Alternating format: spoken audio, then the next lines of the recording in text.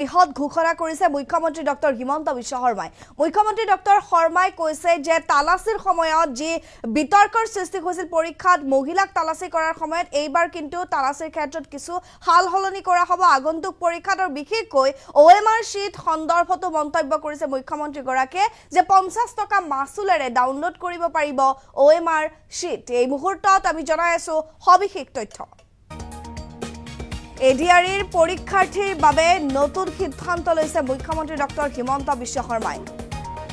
আগন্তুক এডিআৰিক লৈ কেইবাটাও ডাঙৰ মন্তব্য কৰিছে মুখ্যমন্ত্ৰীগৰাকীয়ে।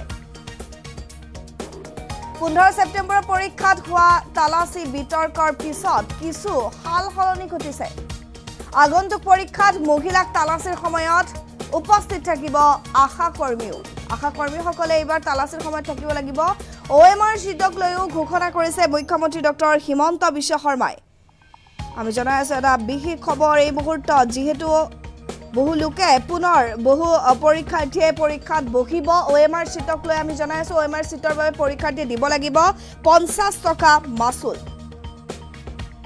27 তাৰিখৰ পৰা আবেদন কৰিব পাৰিব OMR শীটৰ বাবে। আমি জনাই আছো আপোনালোকে অনলাইন যোগে আবেদন কৰিব পাৰিব 27 তাৰিখৰ পৰা। সেৱা কাৰ্যালয়ত আবেদন কৰিব লাগিব। আমি জনাই আছো সেৱাৰ যি অফিচ আছে কাৰ্যালয়ত আবেদন কৰিব পাৰিব OMR শীটৰ বাবে। 28 ছেপ্টেম্বৰৰ পৰা হৈ যোৱা পৰীক্ষাৰ প্ৰকৃত উত্তৰসমূহ সেৱাই ৰাজহুৱা কৰিব বুলিও ইতিমধ্যে মুখ্যমন্ত্ৰীগৰাকীয়ে কৈছে। এই উত্তৰসমূহ অনলাইনত চাবৰ বাবে দিব লাগিব 50 টকাকৈ মাচুল। ভাৰতত প্ৰথমবাৰৰ বাবে এনে ব্যৱস্থা লৈছে হিমন্ত বিশ্ব শৰ্মা নেতৃত্বাধীন চৰকাৰখনে। আমি জনাই আছো এডিআৰি পৰীক্ষাৰ্থীৰ বাবে নতুন সিদ্ধান্ত গ্ৰহণ কৰিছে মুখ্যমন্ত্ৰী ডক্টৰ হিমন্ত বিশ্ব শৰ্মাই। আগন্তুক এডিআৰিক লৈ কেইবাটাও ডাঙৰ মন্তব্য কৰিছে মুখ্যমন্ত্ৰী শৰ্মাই। আৰু এডিআৰিক লৈ যি বিতৰ্কৰ সৃষ্টি হৈছিল 15 ছেপ্টেম্বৰৰ পৰীক্ষাত হোৱা মহিলাক তালাচী চলোৱাৰ সময়ত যি বিতৰ্কৰ সৃষ্টি হৈছিল, সেই ক্ষেত্ৰত তালাচীক লৈ কিছু হাল সলনি অনা হৈছে। আগন্তুক পৰীক্ষাত মহিলাক তালাচীৰ সময়ত উপস্থিত থাকিব লাগিব বা থাকিব আশাকৰ্মী। OMR শীটক লৈও ঘোষণা কৰিছে মুখ্যমন্ত্ৰী ডক্টৰ হিমন্ত বিশ্ব শৰ্মাই। OMR শীট সন্দৰ্ভত তেওঁ কৈছে যে এডিআৰি পৰীক্ষাৰ্থীয়ে আবেদন কৰিব পাৰিব জমা দিয়া OMR শীটৰ বাবে। OMR শীটক লৈ কৈছে যে পৰীক্ষাৰ্থীয়ে 50 টকাকৈ মাচুলো দিব লাগিব। জমা দিয়া OMR শীট পাবৰ বাবে মাচুল দিব লাগিব 50 টকাকৈ। 27 তাৰিখৰ পৰা আবেদন কৰিব পাৰিব OMR শীটৰ বাবে। 27 ছেপ্টেম্বৰৰ পৰা আবেদন কৰিব পাৰিব। সেৱা কাৰ্যালয়ত আবেদন কৰিব লাগিব OMR শীটৰ বাবে। আমি অত্যন্ত গুৰুত্বপূৰ্ণ খবৰ এটা জনাই আছো। 28 ছেপ্টেম্বৰৰ পৰা হৈ যোৱা পৰীক্ষাৰ প্ৰকৃত উত্তৰসমূহ সেৱাই ৰাজহুৱা কৰিব বুলিও তথ্য প্ৰকাশ পাইছে। এই উত্তৰসমূহ অনলাইনত চাবৰ বাবে দিব লাগিব 50 টকাকৈ মাচুল। ভাৰতত প্ৰথমবাৰৰ বাবে এনে ব্যৱস্থা লৈছে অসম চৰকাৰে। যিহেতু কালি নিশাৰ ভাগত ফেচবুক লাইভ যোগে এই ঘোষণা কৰিছিল মুখ্যমন্ত্ৰীগৰাকীয়ে। সেই মন্তব্যত ফেচবুক লাইভতনো কি কৈছিল শুনো আহক।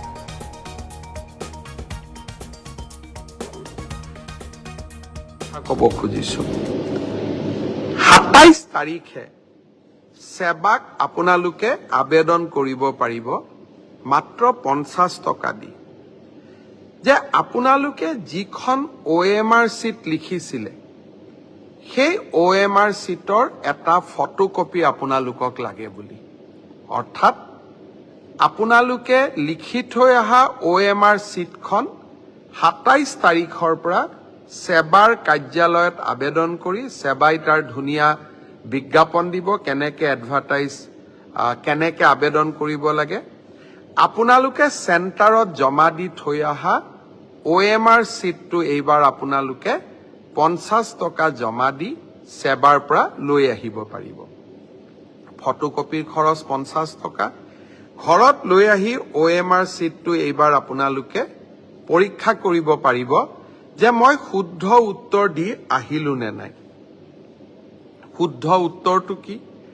28 তাৰিখে আমি এনসাৰ কিটো সেৱাৰ ৱেবছাইটত আমি প্ৰকাশ কৰিম।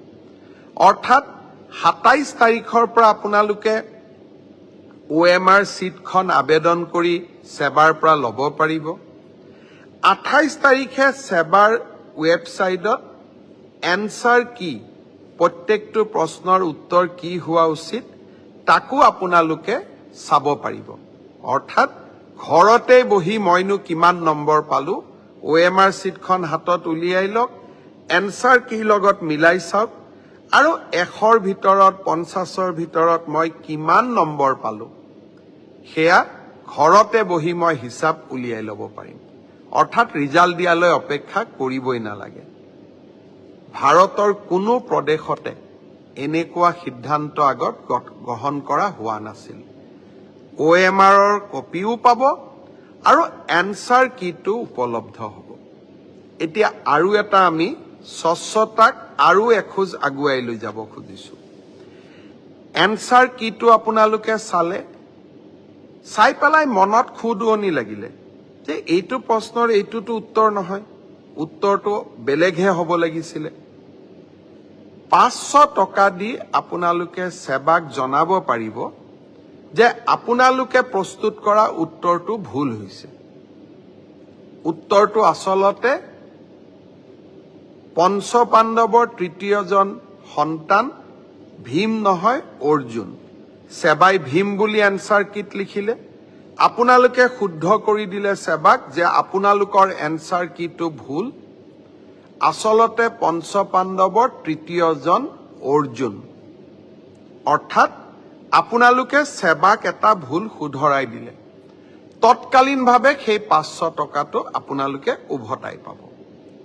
500 টকাটো আমি এই কাৰণেই ফিজ লৈছো, নহলে সকলোৱে এনচাৰ কিটো ভুল বুলি হাৰাশাস্তি কৰাৰ ৰাস্তাও ল'ব পাৰে।